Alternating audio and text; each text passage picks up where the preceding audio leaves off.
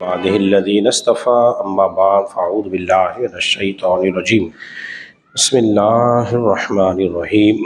حضرات محترم، آپ حضرات درس سے حدیث سے بات کر رہے ہیں اور ریاض الصالحین سے آج ہماری حدیث نمبر جو ہے وہ 1792 اور 1793 ہے۔ حضرت ابو ہریرہ رضی اللہ عنہ سے روایت ہے کہ رسول اللہ صلی اللہ علیہ وسلم نے ارشاد فرمایا، کوئی شخص کسی کو خوشبو کا تحفہ دے تو اس کو واپسی نہیں کرنا چاہیے، اس لیے کہ وزن میں ہلکی ہوتی ہے، اٹھانے کے اعتبار سے اس کی خوشبو اچھی ہوتی ہے۔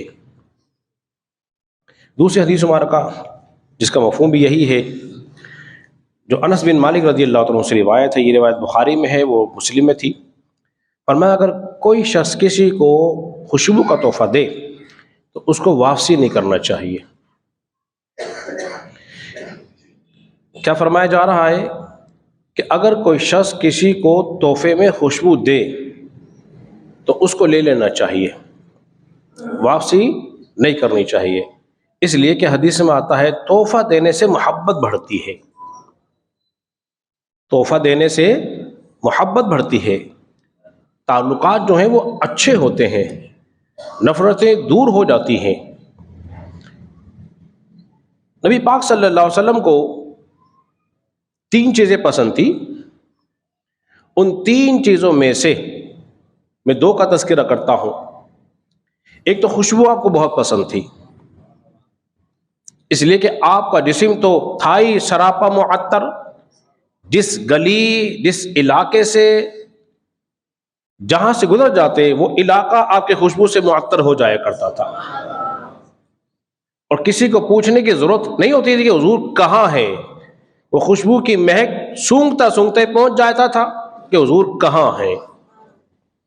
اب اس کی آپ کوئی کہے کہ اس کی کوئی دلیل کیا ہے، میں دلیل دے دیتا ہوں۔ یہ روایت مسلم کے اندر موجود ہے، حضور علیہ الصلوۃ والسلام تشریف فرما تھے، اچانک اٹھ کے چل دیے۔ ایک صحابی رسول جن کا نام امام موسیٰ اشعری رضی اللہ عنہ ہیں، وہ فرماتے ہیں کہ آج میں نے خواہش ظاہر کی کہ میں رسول اللہ صلی اللہ علیہ وسلم کا دربار بنوں گا، دل میں ارادہ کیا اور چل دیے۔ ایک نالی کے راستے ہوتے ہوئے باغ میں پہنچ گئے۔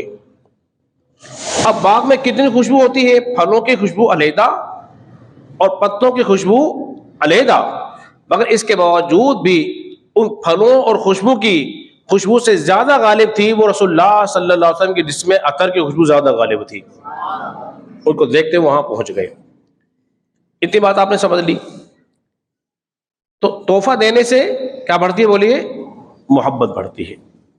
تو رسول اللہ صلی اللہ علیہ وسلم کو ایک چیز تو خوشبو پسند تھی، دوسری حضور کو نماز بہت پسند تھی، نماز پسند تھی۔ کیا خیال ہے جو پسند حضور کی ہو ہم اس کو پسند نہ کریں؟ آج ہم بڑے بڑے ایکٹر کو فالو کرتے ہیں، پہلے زمانہ تھا لوگ اپنے کپڑوں کو سی کے پہنتے تھے، ایسا ہے کہ نہیں ہے؟ سی کے پہنتے تھے۔ آج بہترین پینٹ ہے، اس کو پھاڑ کے پہنتے ہیں۔ بھائی کسی پوچھے بیٹا یہ کیا، بولے جی فیشن ہے، اس نے گھٹنا ننگا کر رکھا ہے، آپ نے اس کا طریقہ اپنا لیا، رسول اللہ طریقہ کا چھوڑ دیا۔ کل کو کوئی ایکٹر کپڑے اتار دے گا تو کیا خیال ہے، آپ بھی اتار دیں گے؟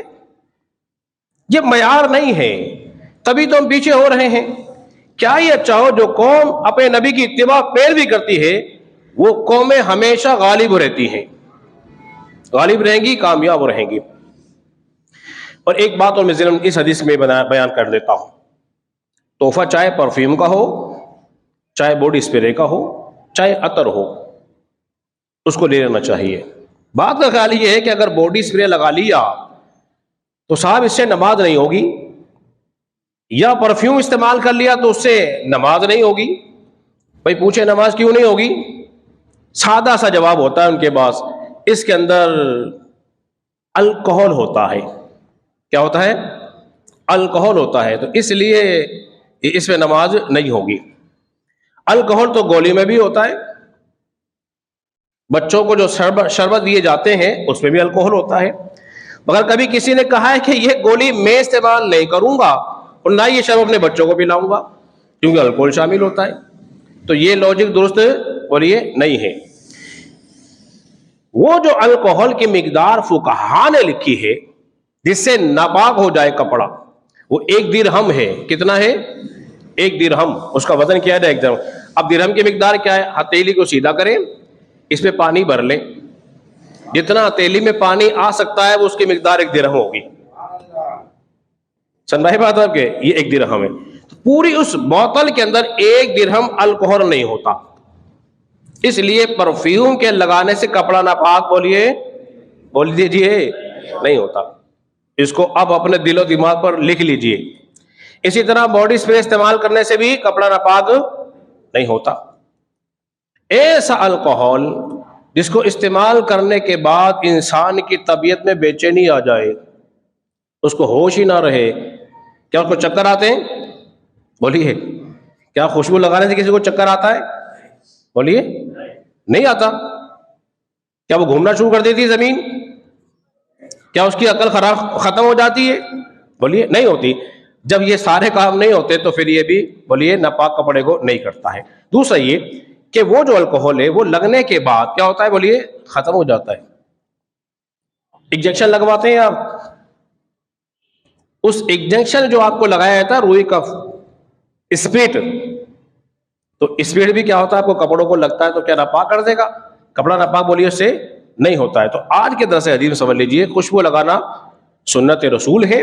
اگر کوئی باڈی اسپرے لگاتا ہے تو اس کی نماز اس سے بولیے ہو جائے گی، اس میں کوئی قباحت نہیں ہے. اللہ رب العزت کے بارگاہ میں دعا کریں خالق کائنات ہم سب کو سمجھنے اور عمل پیرا ہونے کی توفیق عطا فرمائے.